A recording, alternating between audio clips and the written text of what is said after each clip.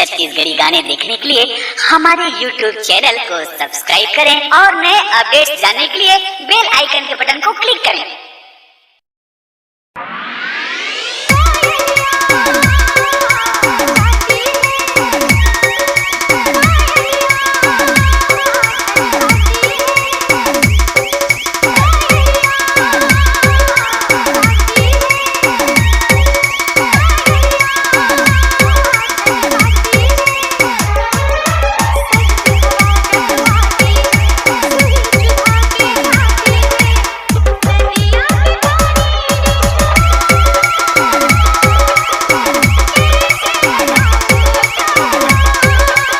RTDJ Remix।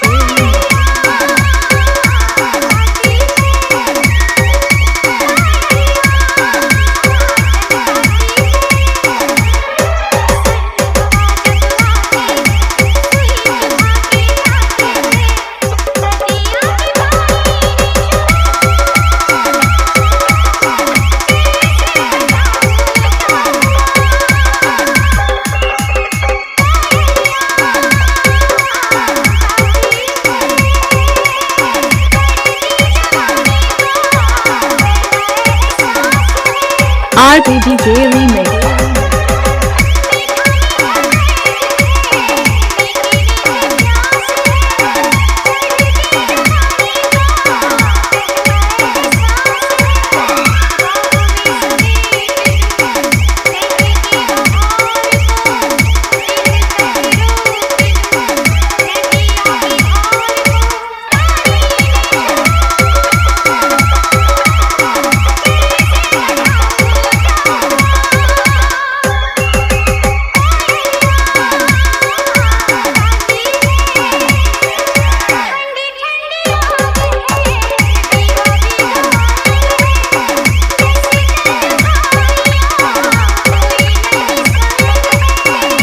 RTDJ Remix।